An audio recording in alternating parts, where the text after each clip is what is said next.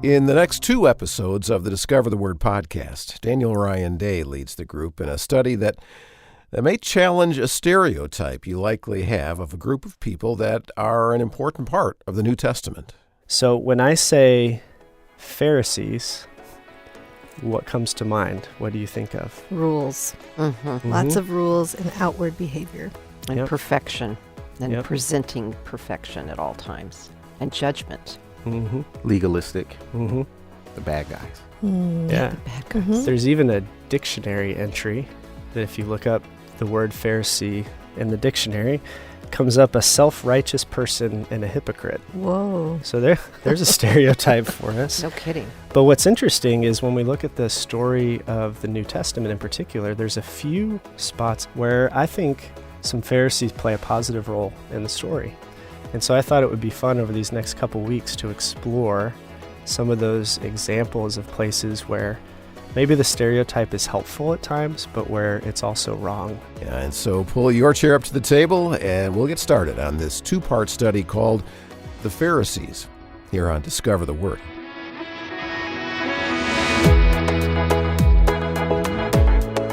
And like Daniel said, our stereotypical view of the Pharisees may be right at times.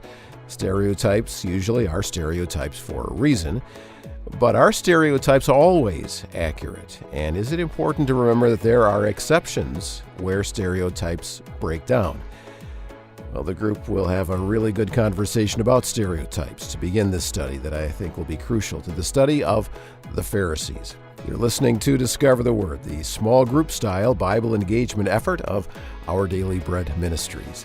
Now, Daniel Ryan Day is leading this time around, and with him at the table are Elisa Morgan and Rasul Berry, and a new member of the regular team that you'll be studying with. Vivian Mabuni will be joining Daniel and Elisa and Rasul and Bill Crowder and Mark DeHaan in forming the base Discover the Word group that will rotate into the spots around the table and invite you to pull your chair up with them. So no one's leaving. No one's retiring. We're just expanding the size of the group and then having them share the time that they're part of the discussions. So again, for this study, it's Daniel and Elisa and Rasul and Vivian. Viv has been with Cru for a number of years with their EPIC movement, bringing the gospel to and through Asian American students. She's an author, and speaker, and podcaster, and has been a guest on Discover the Word several times in the last 10 years or so. We've always enjoyed having Vivian with us, and we are now glad that she is able to be a more regular part of our conversations. You'll hear her a few times over the next few months, and then on a more regular basis after that. Okay, so this study of the Pharisees and some Pharisees that may challenge the way we think of all Pharisees in a negative light, will begin with an important discussion about stereotypes. And so let's listen. All right, what is a stereotype? You would always define it as an overgeneralization. Yeah, I think that's helpful. Yeah, that's good. An overgeneralization. Yeah. It diminishes. I mean, it's just like so cartoonish, Right. and it diminishes the individual. It seems like the word all, like all people, or it's just, like you said, generalization for sure. Yeah, so it's usually a widespread, overly simplistic belief of a certain group or people group. And so widespread meaning lots of people typically think this, and then overly simplistic because it lacks the nuance of how complicated people are and how diverse an individual can be and stuff like that. Are stereotypes positive? Are they negative? Both? What do you think? I think they can be both or either. Yeah, I think, as I'm thinking about it, there's an element of stereotypes that even when they're quote unquote positive, they have a way of stripping us from our humanity, our Totally. Because, like, for instance, you know this in any kind of relational communication therapy. You never say, you always leave the door open, right? So you know that that just does something. But even if someone flips it on the other side and they say, you're always the strong one.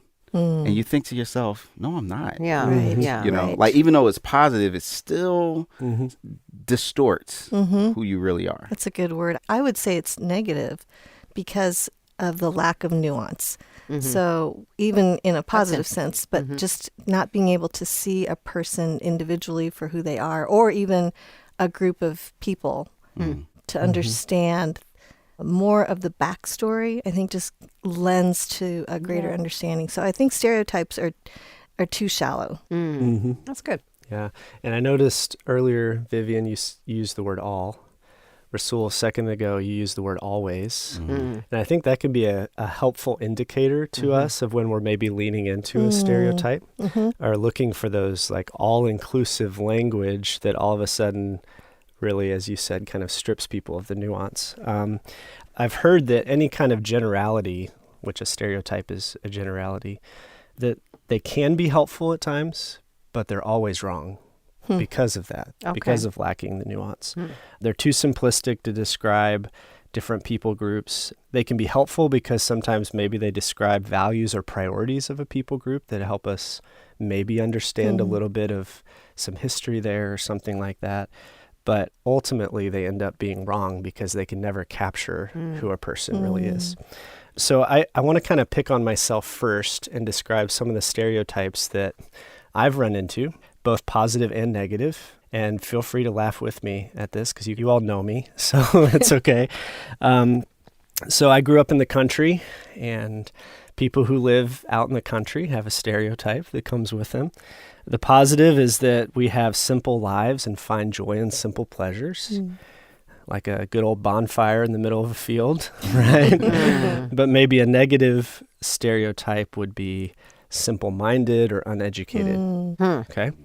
I grew up Southern Baptist and very thankful for that foundation for my faith that I was given. And one of the positives that people often say about Southern Baptist is that really evangelistic, sometimes innovative in the way that they do church. But the negative has its own little limerick or saying or whatever. We don't drink, dance, or chew or go with girls that do. Right. I've heard that one. So I kind of want to go around the table and just throw it out. Maybe Rasul, we'll start with you. Like, what are some of the stereotypes that you've experienced, negative, positive?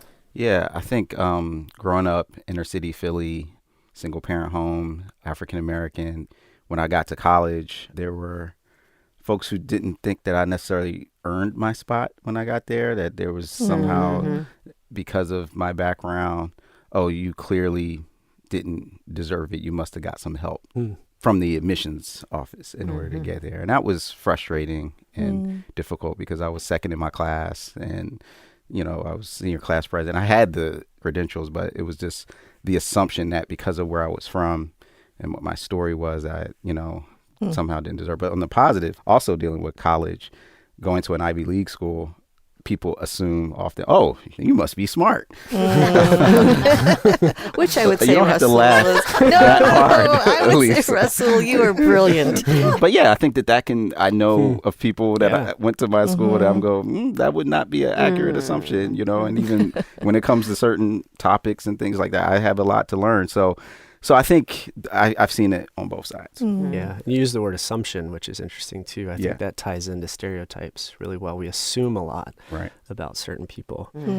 Vivian, what about you? What are some of the stereotypes that you've run into, positive and negative? Yeah, interesting you would ask, and kind of dovetailing off of Russell. I am Asian American, so you can't tell, you know, by listening to my voice necessarily, but when I walk into a room, there are assumptions made. And I think one of the things I'm proud of in being Asian American is that the collective is more important than the individual. So that's kind of hardwired into my DNA and most communities of color, really, this collective over the individual. So I think that's a really positive trait. And I see it lived out in so many different ways, just how we navigate life. A negative stereotype is that a lot of people just assume that I'm really good at math, which is just not true. Like, I can't even balance my checkbook. So, so there are, like, you know, stereotypes that are funny, but they also can take away from not really knowing my story. And that's the part that I think is the downside. Yeah, using the phrase, don't know my story. Right? Or don't know us well. And like, those are all pieces of how stereotypes kind of dehumanize us at times, because we just assume we know about people. And when we learn their story, we find out, oh, I missed some things here. All All right, Elisa. Well, round this out. That's great. That's a great segue, because I was actually thinking about that. I remember moving from Houston, Texas, to Denver, Colorado, to attend seminary, and I was a single 22-year-old. I mean, I was so young, and the student body was 90% male, 85% married male, and and here I am, and I was in the MDiv program, which was also unusual for a woman, and I remember going into class and people would just look at me like, what are you doing here? And it was so odd. And the other piece that went with that is that I too grew up in a broken home, Rasul, and in the context, I learned some really helpful ways to cope socially. Like I know how to turn on this outgoing personality, and I can be bubbly and blah, blah, blah. Inside, I'm more of an introvert and more of a quiet person. And I've had to kind of balance that for authenticity. So part of it was brought on by me, Daniel, and I own that. But the other part of it is the assumption of, well, she's from Texas and girls from Texas are like this, or she's a woman in a male place. What's that about? And so I really appreciate that we're scratching beneath the surface to talk about how the assumptions leave the individual unknown and unrecognized and unseen. Yeah. And the layer I think that you added that's really helpful is the idea that sometimes we can bring that on ourselves a little bit by trying to fit into a spot where maybe we don't naturally fit in the same way. And by doing that, we almost reinforce sometimes the stereotypes that we don't want to. I'm going to expand it a little further. Don't answer these out loud. Okay, let me repeat that. Don't answer these out loud. And you'll see why. Okay. I want to talk about some of the other different types of stereotypes that exist. So there's ethnic stereotypes. So just in your mind, think about how you would maybe finish this phrase. Jews are, Mexicans are, Russians are. Or cultural stereotypes. New Yorkers are, Californians are, Southerners are, Parisians are, or maybe some religious stereotypes. So Muslims are, Buddhists are, Hindus are, atheists are. Positional stereotypes. All politicians are. I bet we all had something strong come to mind on that one. All pastors are. Racial stereotypes. Black people are, Asians are, white people are. It's amazing how just putting that phrase out there, we have ideas that come to mind, and it's helpful just to sit with those sometimes. We touched on this a little bit earlier, but I want to kind of really dig in and emphasize this a little bit. What makes stereotypes potentially dangerous or harmful? And we can just repeat some of the things that we've already said. Well, as we said, we run the risk of being unseen or not seeing others. Yeah. We look through our own glasses of assumptions, and we miss people. Yeah, I think about it, how it erases our individuality and being made in the image of God. And even God himself, when you understand the Trinity, you realize that there's personalities and uniquenesses there that people can make stereotypes about God, right? Like that are not completely That's accurate. A great point. And so I think that anything that erases our uniqueness goes against that vision that God has for us as being made in his image. Yeah, and I think dovetailing off of image of God even is, I think, when we forget that all people are made in the image of God, I think we can start to favor people that we either know personally or, have some kind of relationship with. But we can forget that all the people that you just listed in these groups of people all were made in the image of God. Even if they don't agree with us, they still have inherent dignity and value. Yep. Yeah, and one of the things that you just pulled out was the way we treat people differently based on whatever group we've placed them in. And sometimes we treat them with favoritism, right? Because we see something there, and sometimes it's mistreatment. So the reason we've spent so much time talking about this is because this week we're going to lean into a people group that have been stereotyped. In fact, it's a group that Christians in particular, me being the chief of sinners, have stereotyped in a very negative way. And in fact, rarely do we say anything positive about this group of people. It's led to a history of mistreatment and abuse and even Holocaust in the way that we've spoken about this group of people. It's a stereotype that's pretty pervasive throughout seminaries or colleges or books Churches. or leaders, churches. And one of the reasons I'm leading this series is because over the last few months in particular, I've felt very convicted by the way I've perpetuated this stereotype, even on this show. And so I thought it was important to lean into that and research it a little bit. So when I say Pharisees, what comes to mind? What do you think of? Rules. Mm-hmm. Lots of rules and outward behavior. And Yep. perfection. And Yep. presenting perfection at all times. And judgment. Mm-hmm. Legalistic, Mm-hmm.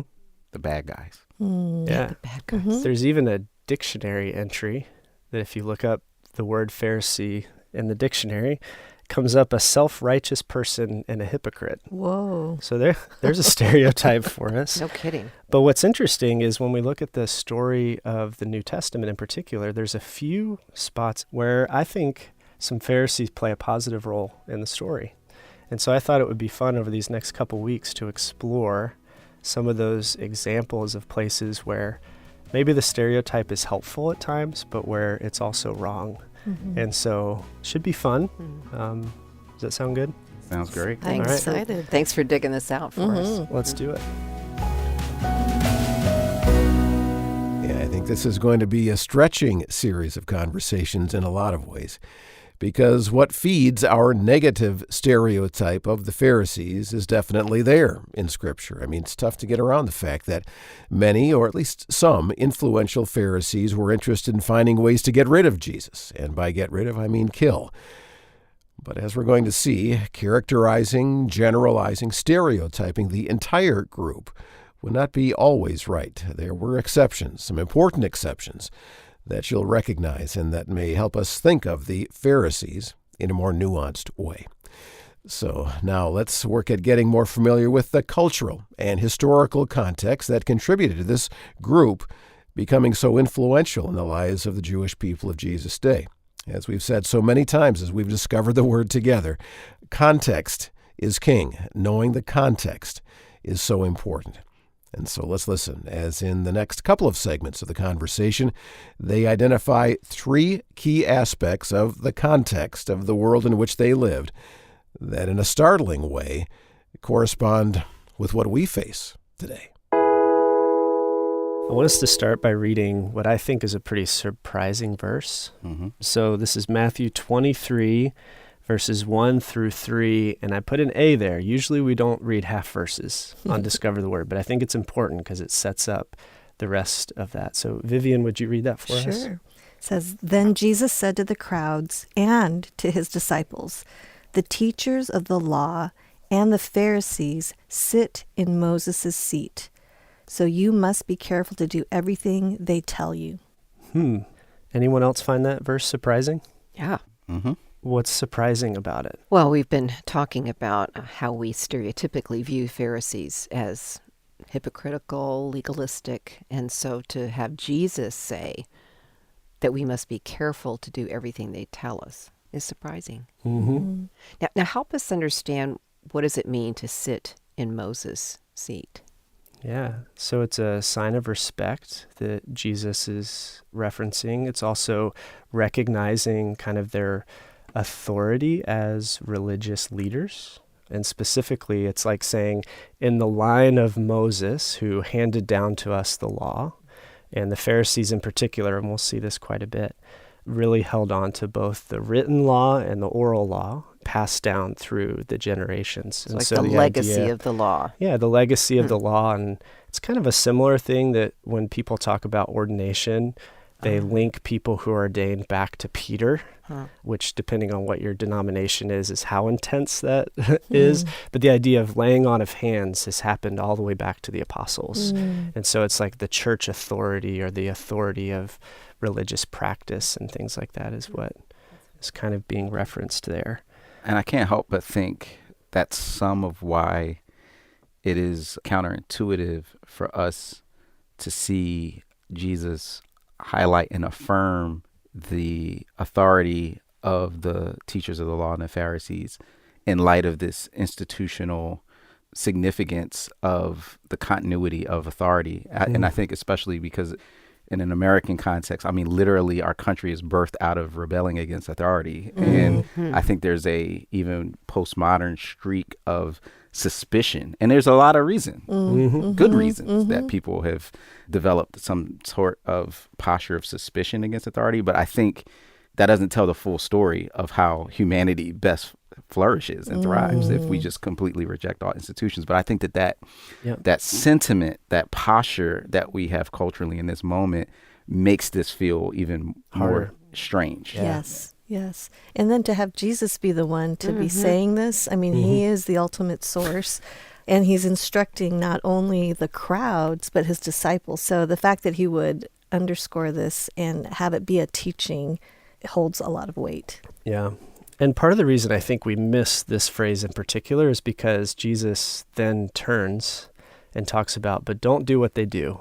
And then we have a whole list of critique, right? Very hard critique. In fact, Matthew 23, more than any other chapter in the New Testament, is the chapter that has caused the most tension between Jews and Christians because of the way Jesus talks about the Pharisees.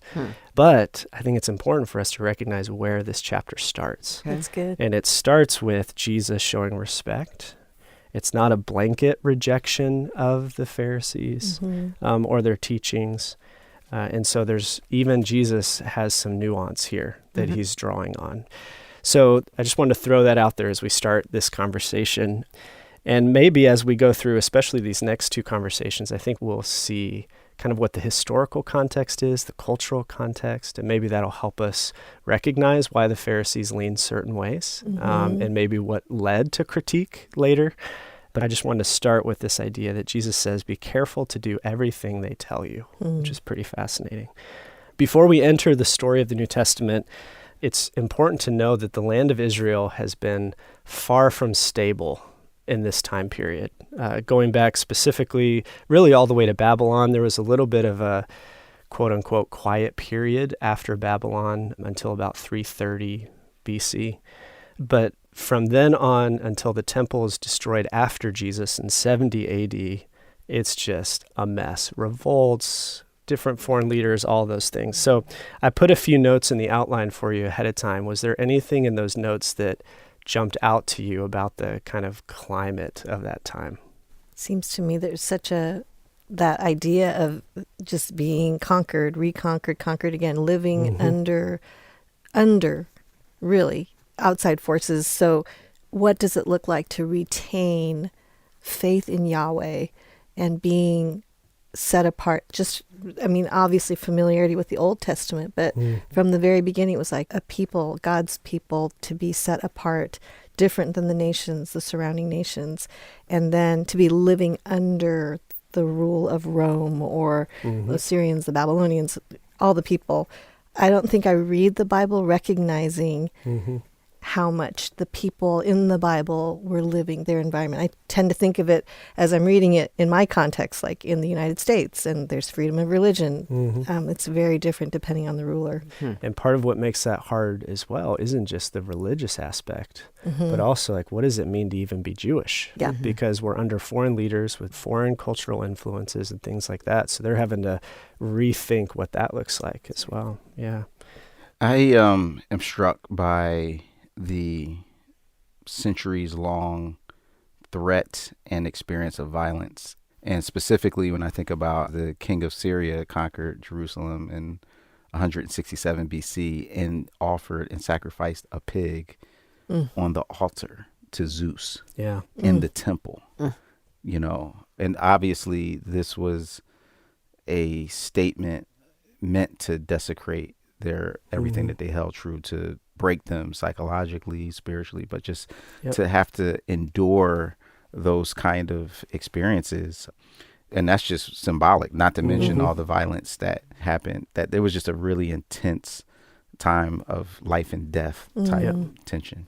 And the amount of violence, as Rasul mentioned, there was so much violence. As a result, there was also several revolts that happened, which kind of leads us to two questions that they were asking all the time, which was, are we to follow Judaism regardless of who's in power? Are we supposed to overthrow leaders when they come in? There's a lot in the law about what our leadership should be, and we can't do this in the same way under these leaders, so should we overthrow them to be better Torah followers? So those are all the questions they're kind of asking. And as Christians, we ask kind of a similar thing, not should we overthrow our leaders? Hopefully, we're not asking that question. But should Christians be involved in politics or not? Or is that a different space and we should let that be what it is and Christians should focus on just following Jesus or whatever? So we can kind of relate a little bit to maybe some of that. Let's also look at the cultural context too. So one of the things that foreign leaders bring with them is culture. And so what was the primary cultural pressure? There's a term from that time period that they were experiencing. Hellenism. Fancy word for what?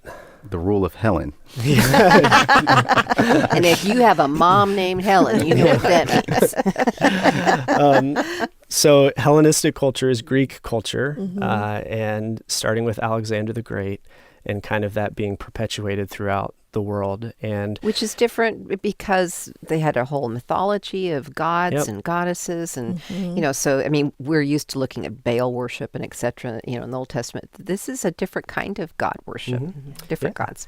And what does culture bring with it? What you eat, what you wear, what you do, who you worship, how you learn, all of those things are tied into culture. And so all of that is being at times pushed on, and at other times they're invited into becoming a different kind of people. And so that's one of the other pressures. So they have the pressure of violence and revolt. They have this pressure of culture.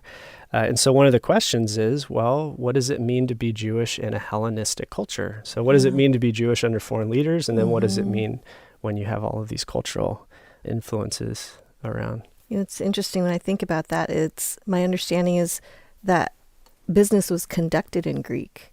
So that meant that Jewish people had to speak another language in order to conduct business.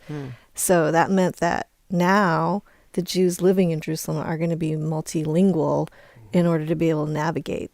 I just forget those things. But to communicate in a separate language to conduct business is to live. It is. It's your livelihood. You can't just be sequestered and right. And even beyond the language, there's the cultural norms and worldview. There was a social media phenomenon that was going on, asking question, how often do you think of the Roman Empire, specifically talking about men that, men tend to, I guess, think about the Roman Empire more than women. But I did not know that. I think I thought it was football. part of the, right. But part of the idea there is that they had to think about the Greco-Roman Empire all the time because there was this vision. I was just watching My Big Fat Greek Wedding, the second one, and the father's always like making everything Greek, like, you know what I mean? So it's like, give me a word and I'll tell you its Greek origin.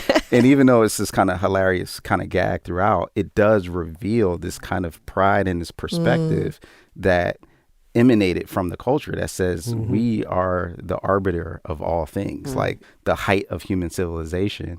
And with that comes exertion of power as well, to say that everything else is subject to us. So if you're in that world and in that space, what does it mean to have a totally different understanding of who God is and how we're supposed to live with him when the culture is literally trying to push you into a form of another, like a round peg into a square hole? Yeah.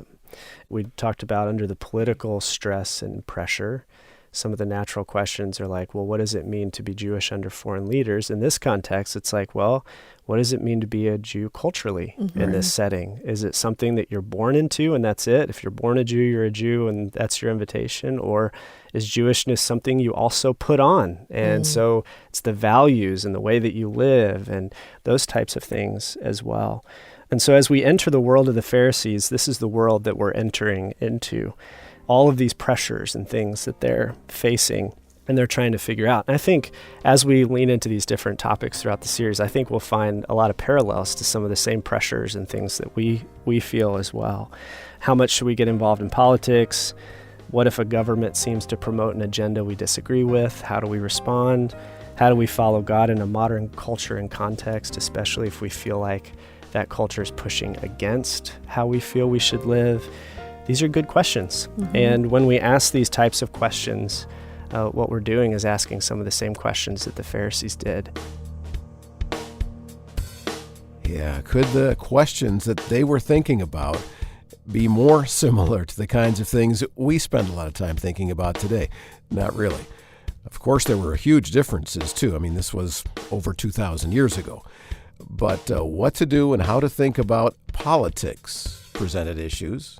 The pull of the culture was strong, and so where to resist and where not to resist that pull of the culture, they had questions about that.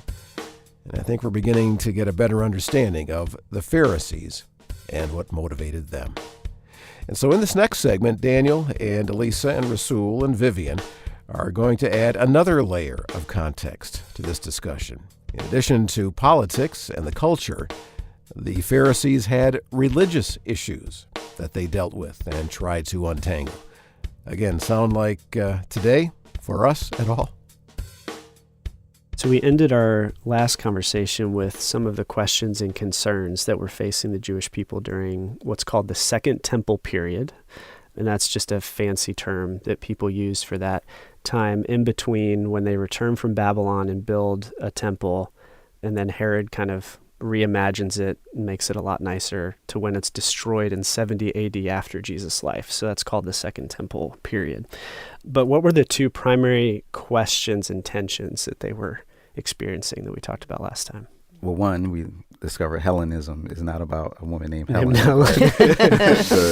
The dominance and the prevalence of Greek culture and the ways in which living in a Jewish community that is having the pressure of a Greek culture overlaid over it creates unique tensions about where you go, about what you do, about, how you wear, right? Do I absorb some of the aspects of the culture? What do I do with the money? Like, there's a whole lot of questions that just the reality of Hellenism created for the Jewish experience and really for everybody around the world. And the other one was really, how do I live under this foreign government and still follow the law? How do I do it? And, that's the age-old question of, am I inclusive and do I immerse myself in my culture, or am I a separatist and do I live separate from my culture? And that's something we face as well today. Yeah, absolutely. So in this conversation, I want to add one more layer, and I want to teach you a word that I learned in this research, halakha. It sounds Hawaiian. Yeah. Halakha is basically, what does the interpretation of the law or the Torah look like for everyday life? So the question would be, what does following Torah look like in a world that's different from Moses at this point, different from the Israelite monarchy under David and Solomon, different than the world of the prophets? What does it look like? And it's specifically talking about legal Torah interpretation. So what does it look like to live this out in everyday life?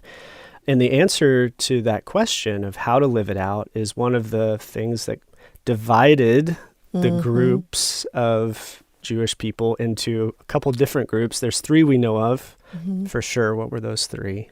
So we had the Pharisees that we talked about, and they, to me, were not the take over the government radical rebel types. But then we have the Sadducees who are different. So Pharisees and Sadducees believing even differently about the Torah and eternal life and things like that. And then the Essenes. Yep. Those are three of the groups, and we're going to talk about those more in a minute. So these questions about how to interpret the law, how do you live it out in everyday life, that was debated even within Judaism, which is very similar to exactly. how we live today, right, within Christianity. Yep, we're trying to figure out, and you've probably joined a denomination based on how they answer that question of what it looks like to live out our faith. So before we lean into how the Pharisees talked through this a little bit, I want to talk about another surprising verse from Jesus as well. This is Matthew chapter 5, verses 17 through 20. So Matthew 5 should ding, ding, ding in our heads. Sermon on the Mount. Sermon on the Mount, okay, yep. So if someone would read, maybe Elisa, if you could read verses 17 through 20 for us of Matthew 5. Sure. Do not think that I've come to abolish the law or the prophets. I've come not to abolish, but to fulfill. For truly I tell you, until heaven and earth pass away, not one letter, not one stroke of a letter will pass from the law until it is all accomplished. Therefore, whoever breaks one of the least of these commandments and teaches others to do the same will be called least in the kingdom of heaven.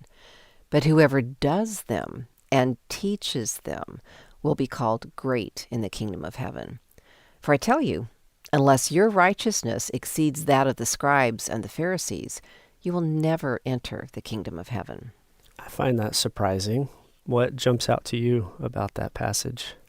The difference between the way that Jesus would say values and affirms the law versus how oftentimes in Christian communities, like there's just more of a suspicious or even negative connotation with the law.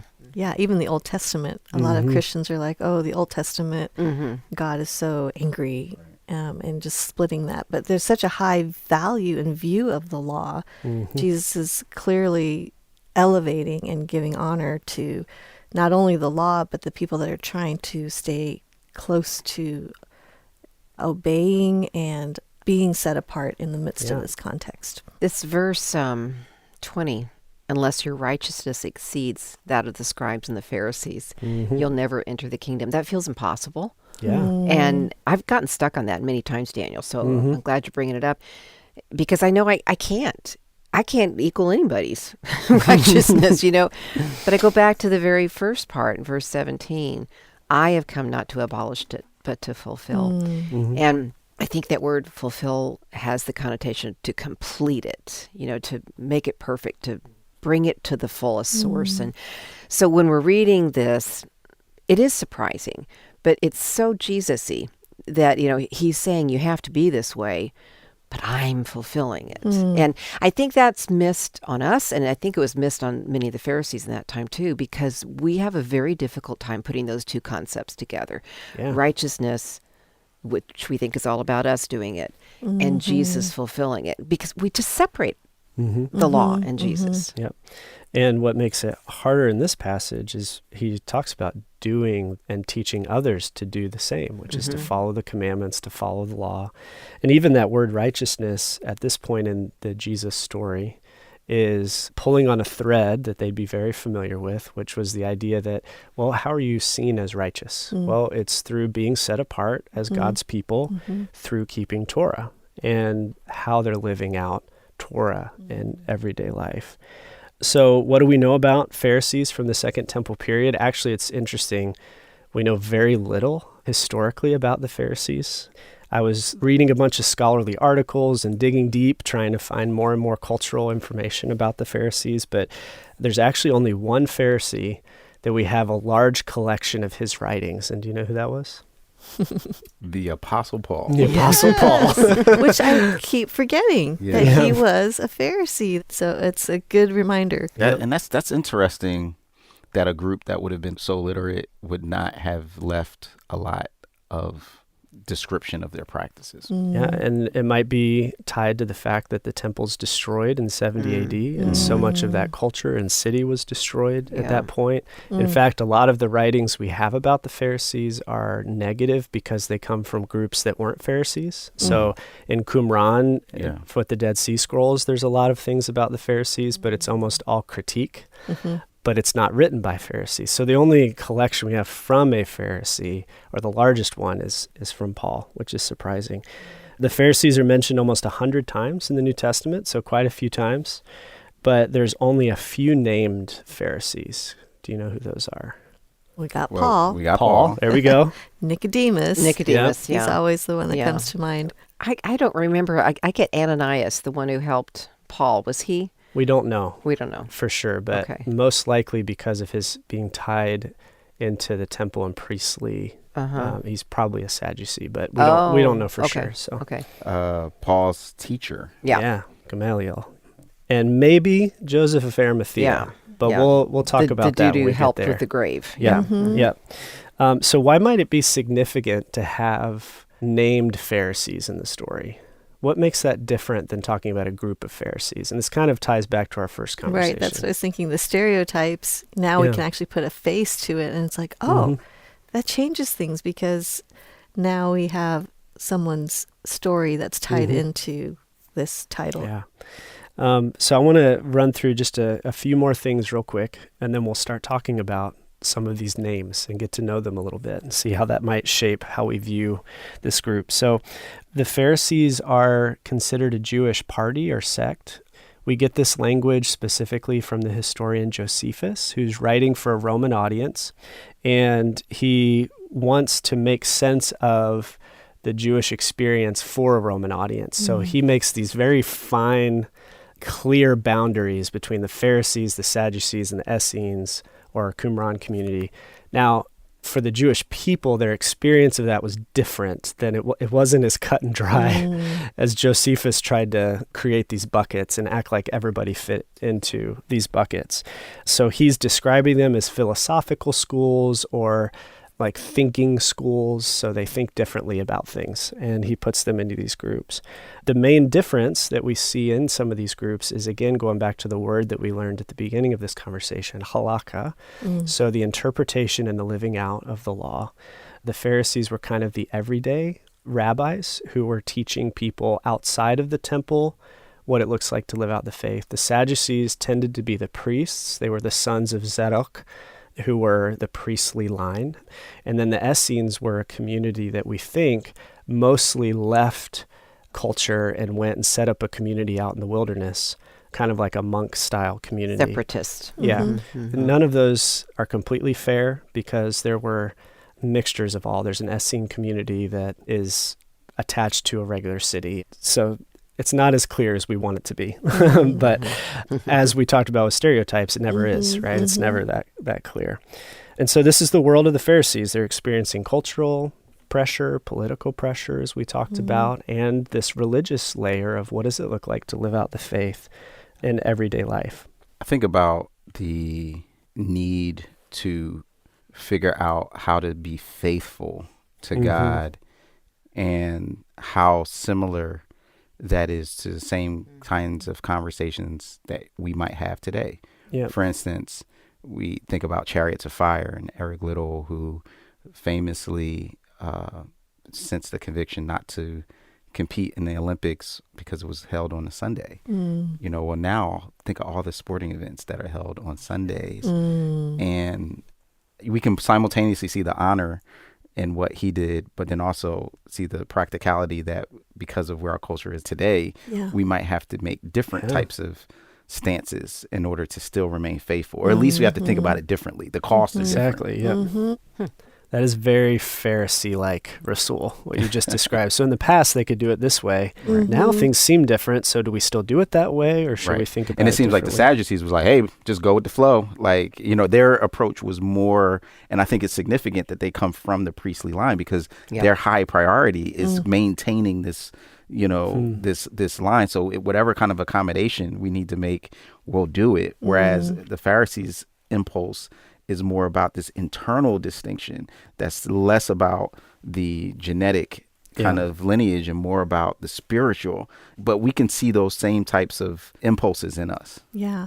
My understanding was the Pharisees were trying to build a fence around the Torah, so they ended up with these oral traditions that we'll be talking about. But there's such a desire to protect the truth and to be different than everyone around them. So I just have a greater appreciation for the heart behind what was driving this, and again, the hypocrisy is a real thing. We deal with that in Christendom right now. I mean, that's probably the biggest reason why the youth are leaving the church is because of hypocrisy. Yeah.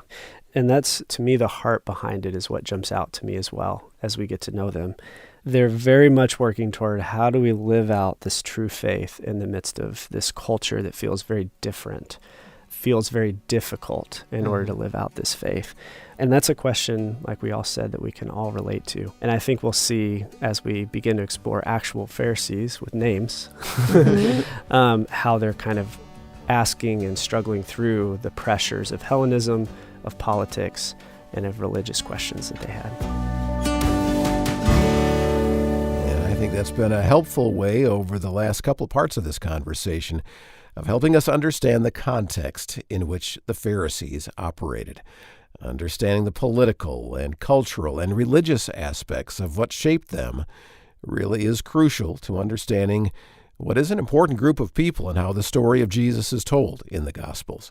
And I think that should give a good foundation for us to build on as we move forward in these conversations that will maybe nuance the stereotypical way in which we think about the Pharisees.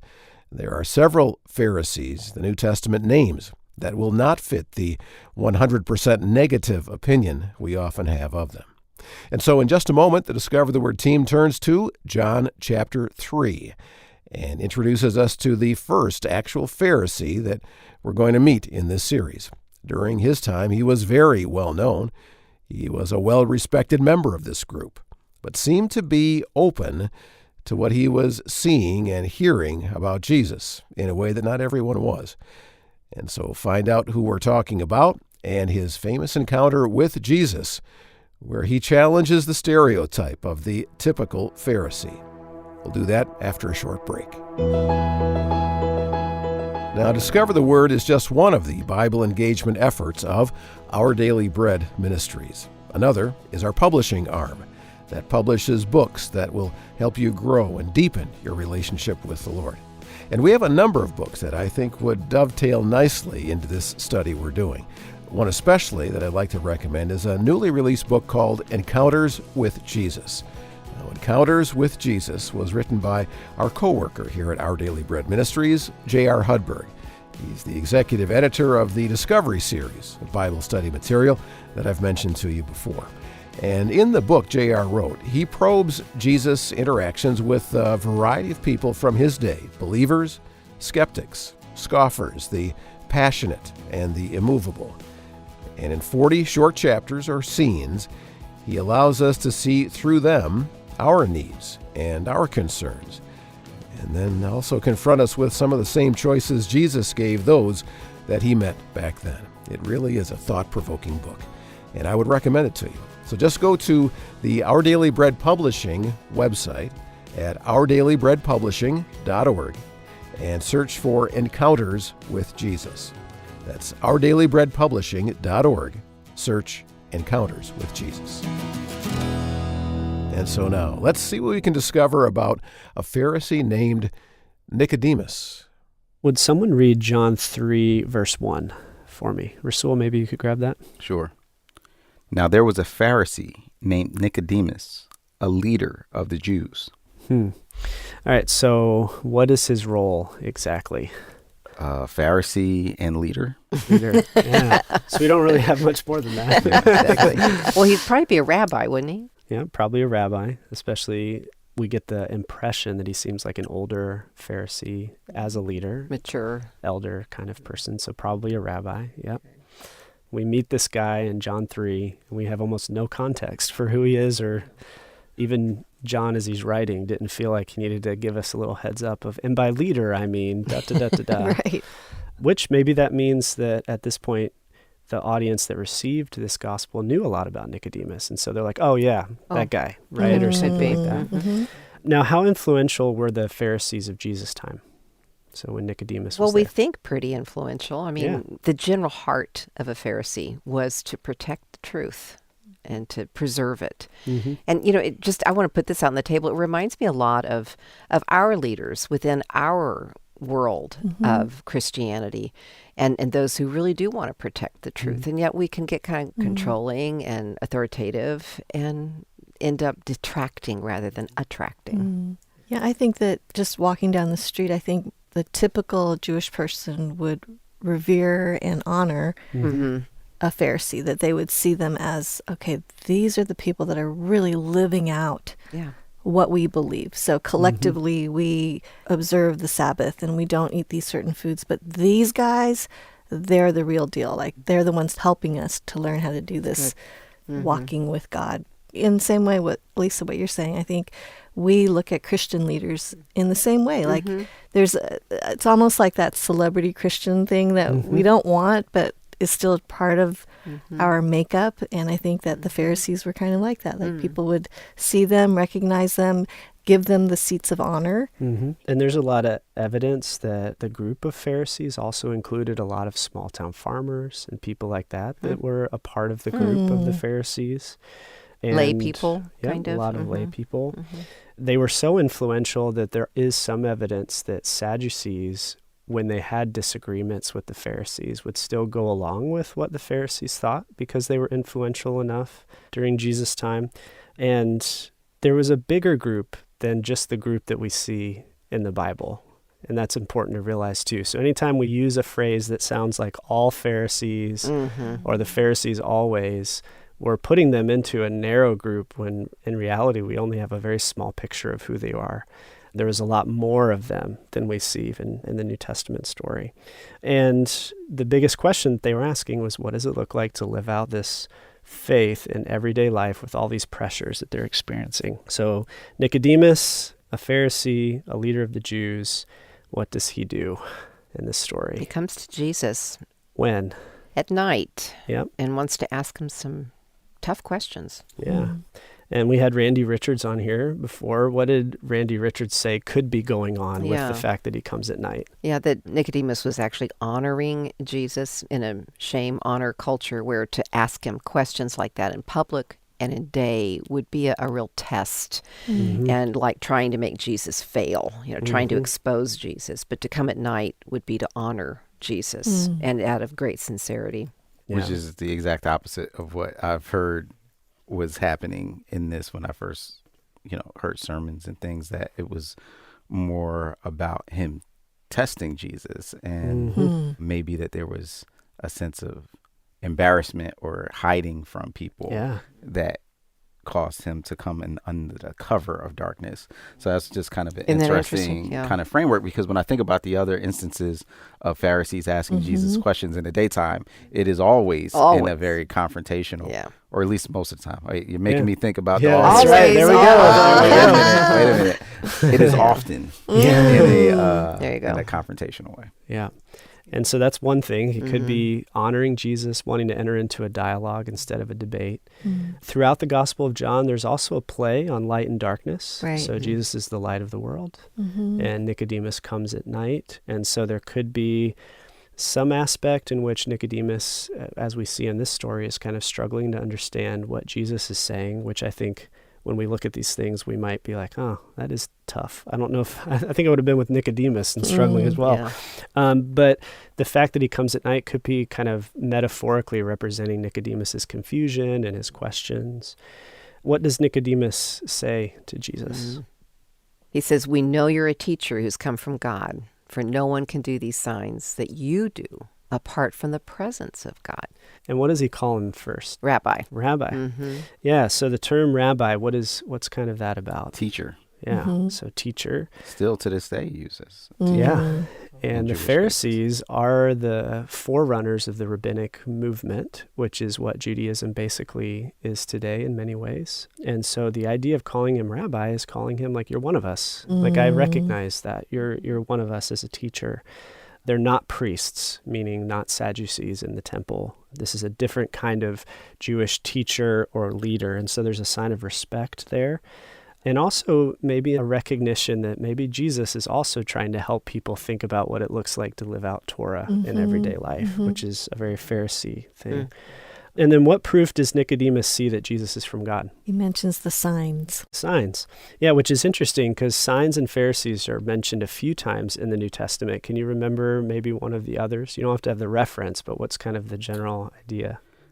I think about 1 Corinthians chapter 1. It doesn't specifically mention Pharisees, but it does say Jews demand a sign, Greeks wisdom, but we preach Christ and him crucified. Yeah, which relates to the times where signs and Pharisees show up with Jesus, because oftentimes they're asking Jesus for a sign to prove he is who he says he is. Yeah, that's right. But what does Nicodemus see already and recognize? He sees the signs already and believes only God could do these things. Yeah. So again, I'm kind of making an interpretive move here, but it sounds to me like Nicodemus is at least open to the possibility that Jesus really is from God, really has something to say and is worth listening to. Yeah. And that's surprising because he's a what? Pharisee. A Pharisee. Yeah. I wonder how much it was like word on the street, like, just in that community, like, hey, this is happening. These people are getting healed, or something is going on. Yeah. And he's exploring and maybe observing from a distance, but he's hearing these reports. So I think it's pretty significant that he would go straight to Jesus. And I love that Jesus would give him the time of day, knowing his heart, like knowing Nicodemus's heart, that Jesus would be able to see, like, this is a significant conversation. Yeah. How does Jesus respond to Nicodemus's statement about him being rabbi? It's kind of like abrupt. It would seem like, Nicodemus kind of gives him some love, like, some honor. And he says, to see the kingdom of God, one has to be born from above. It's like, boom, let's get right to it, Nick. Yep. And when a Pharisee hears the term kingdom of God, what might they be thinking about?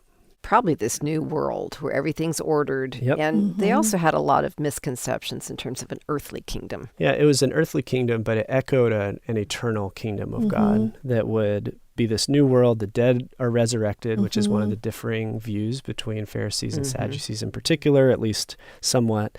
The righteous will be vindicated. We talked about that. So those who are following Torah faithfully will be looked at by God and said, well done, you did it. And then also kingdom language. What was one of the pressures that they're experiencing politically? What kind of kingdom are they under? Roman kingdom. Roman, foreign kingdom. Right. And so anytime the word kingdom of God comes up, how might they hear that differently? The kingdom of God to them would not have been a merely spiritual, otherworldly environment. It would have been because the Jewish promise of kingdom came with land as well as the manifest presence of God's rule in some specific way. So it would have been all inclusive. Yep, exactly. Let's move on to the next phrase. One has to be born from above. That's a little weird. It's a weird words. Now, we have a lot of like evangelicalness that we carry with us. So the idea of born again, we're like, oh yeah, I know what that means. But just throw that in the past for a second and just hear the phrase. I know. I love Nicodemus's response of, am I supposed to get back at my mom and come out again? I mean, I just love that. Yep. And it kind of ties into the modern debate at the time, which was, to be Jewish, were you born into it? Or is it something you put on? And so if you weren't born Jewish, you could become a Jew by living a certain way, or was it a mixture of both? And so I wonder if Nicodemus is maybe wondering, is Jesus more of the Sadducee Essene, where you need to be born into Judaism? And I think that born again phrase, which, like you said, is very much associated and identified with evangelicalism, I think it's kind of meant the same thing in our culture in terms of like a certain moving away from a certain cultural Christianity, which is more identified with, my mom and my dad or my grandparents went to church, and so I do, versus like, what does it mean to really follow God, like, yourself? So I think those same impulses of trying to get to a sense of an authentic connection with God is being lived out here as it does. Yeah, it's not piggybacking on somebody else's faith. Yeah. If you think about, how much the Pharisees love the Torah and its oral tradition, so they probably had huge chunks of it memorized, that hope of the kingdom, I think about after deciding to really follow God, I had this deep hunger for God's word. And so everything was framed then by God's word. And so I think with Nicodemus here, having the Torah so part of his mindset that there's just this hunger, like, how does this actually happen? And Jesus answering, you have to be born from above. It's like, this is a completely different concept. Yeah. And so Nicodemus asks a great question. And then Jesus responds with, I tried to put this in my own words. Nicodemus, it works like this. Be born of the Holy Spirit and water, which is kind of like watching the wind. That's real clear. Thanks, Jesus.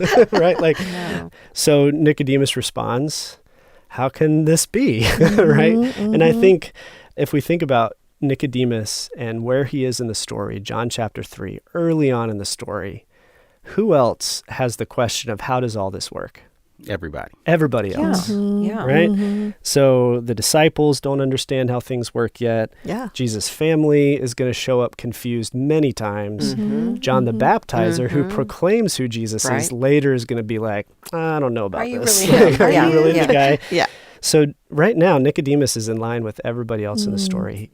But he's seeking, he's asking good questions, he's open to hearing from Jesus, which is very Pharisaical and rabbinical, to ask good questions and not just keep saying what you think, but asking questions and listening. I think about, again, going back to 1 Corinthians 1, verse 20 says, where's the wise person? Where's the teacher of the law? Where's the philosopher of this age? Has not God made foolish the wisdom of this world?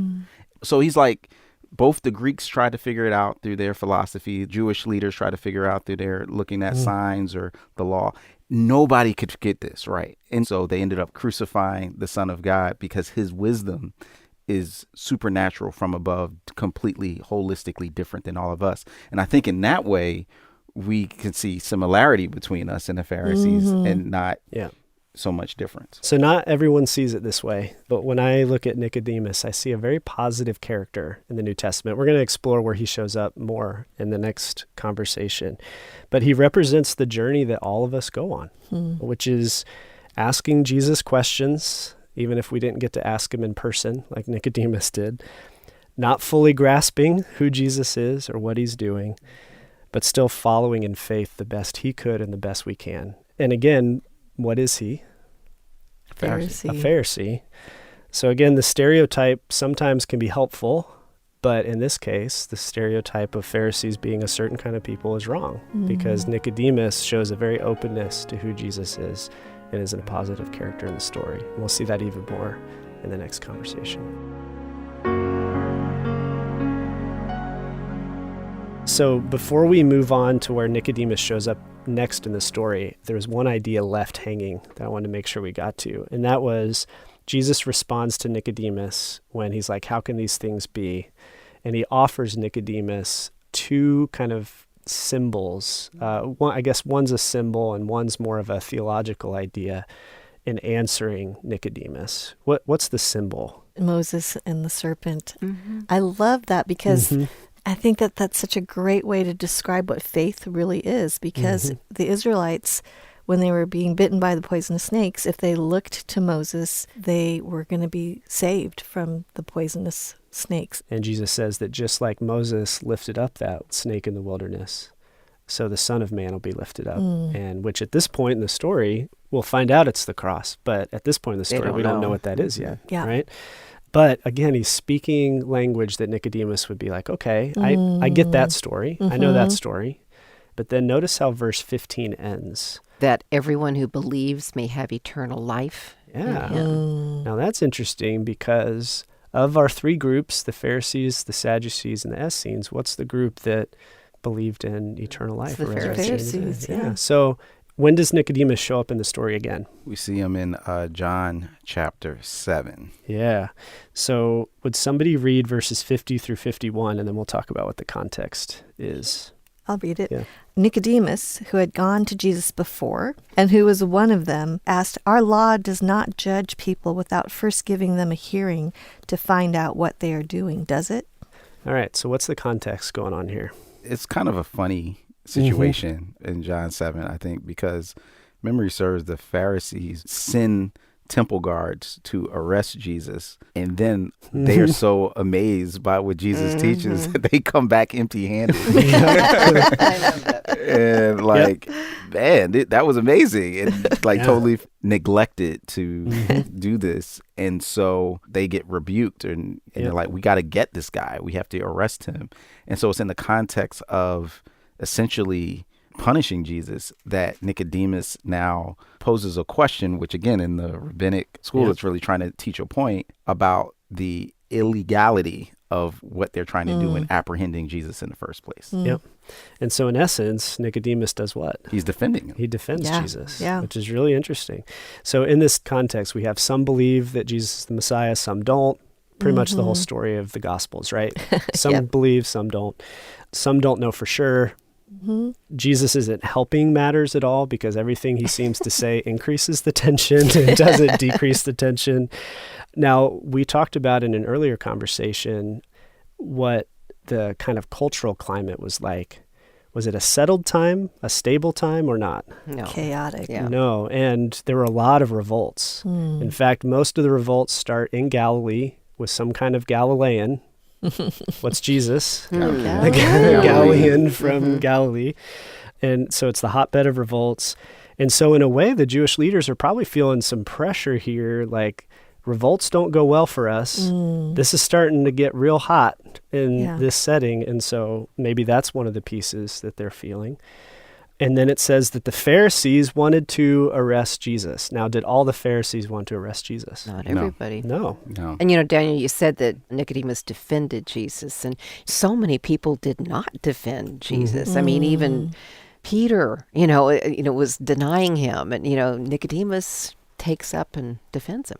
And just in case we feel like that's still hazy, because technically all Nicodemus says is, does our law judge people without first giving them a hearing?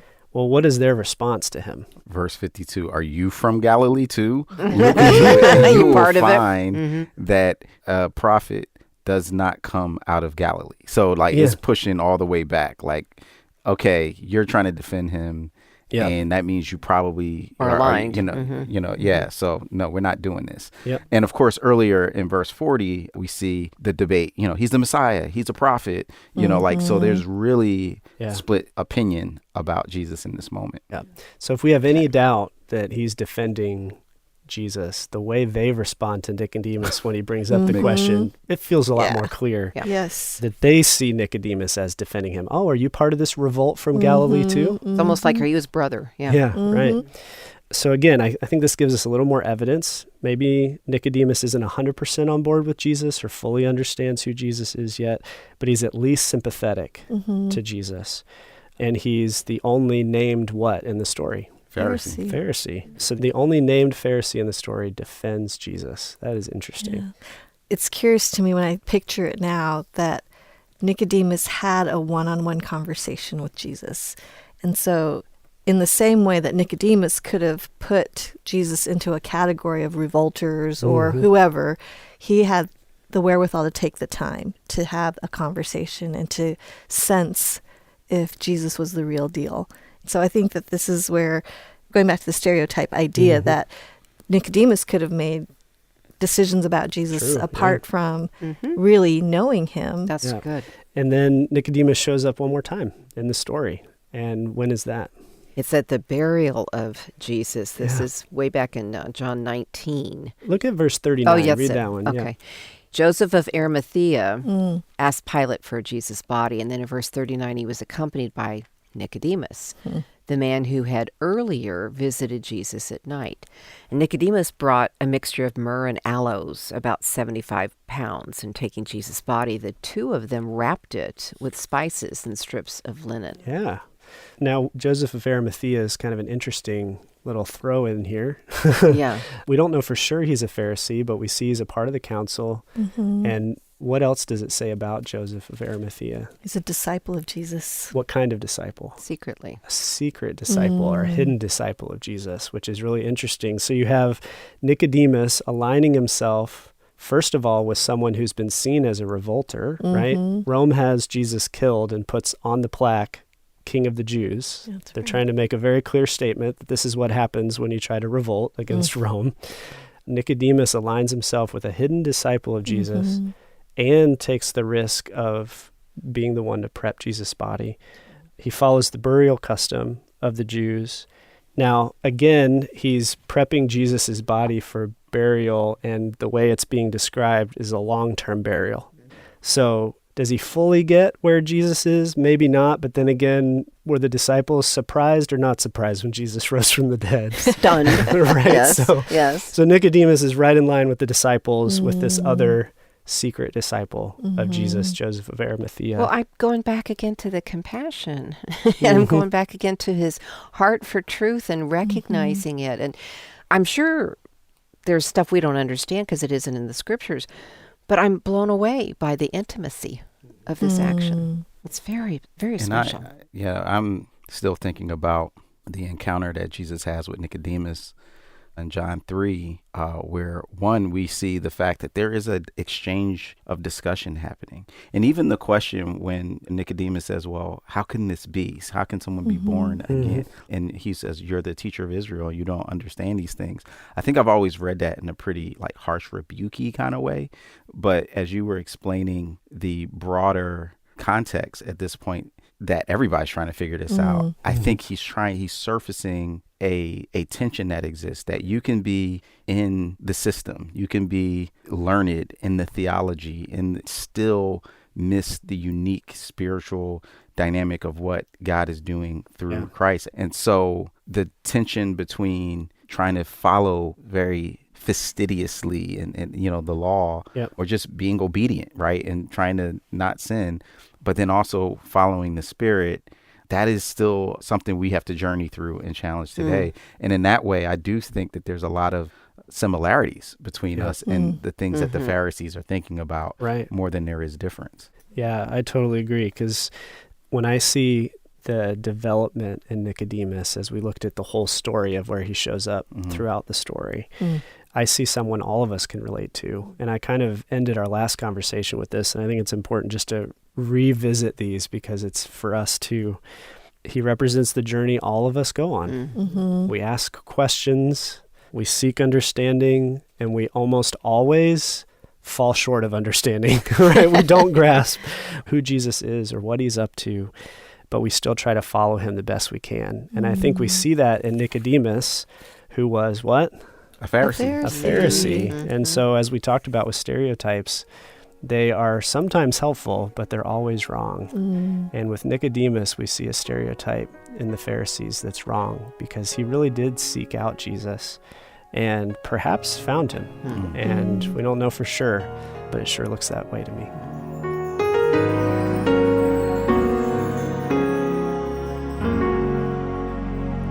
Yeah, we don't know for sure. That part of Nicodemus' story is not given to us. But he certainly seemed to be on a trajectory that pointed him toward believing and following. And he didn't fit the militantly anti-Jesus stereotype we've laid on the Pharisees for sure. But in a lot of ways, we can find encouragement for our stories from this Pharisee, maybe trying to follow Jesus, even though there may have been some doubts and questions and serious obstacles. I found that helpful that Daniel noted he was right where everyone else was at this point in the story. And to keep asking questions and seeking answers, it's not necessarily a weakness, but can actually be stepping in the direction of faith. Well, that was a Pharisee named Nicodemus, and in part 2 of this study, we've got some more names for you.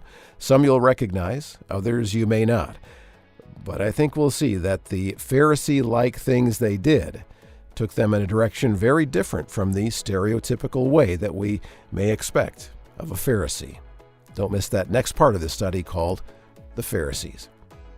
Discover the Word is a small group Bible study from Our Daily Bread Ministries in Grand Rapids, Michigan, in which we invite you to walk with us through topics and passages that inform the way we read the Scriptures, challenge us as we live our lives as followers of Christ, and always point us to discover Jesus in the pages of the Bible. And as we wrap up part 1 of this study here on Discover the Word, I want to take just a moment to remind you that Discover the Word is just one of the Bible engagement efforts of Our Daily Bread Ministries. And our mission is to make the life-changing story and wisdom of the Bible understandable and accessible to people all around the world. We're based in the U.S., but we have offices in 35 countries and serve people in over 150 different countries. And we are a listener, reader, user-supported ministry. And so if you'd like to partner with us financially in telling the story of Jesus around the world, go to our discovertheword.org website and click on the Donate button and explore how you can do that. Discovertheword.org. Click Donate. Thank you. Well, thanks for listening. I'm Brian Headinga. Discover the Word is provided by Our Daily Bread Ministries.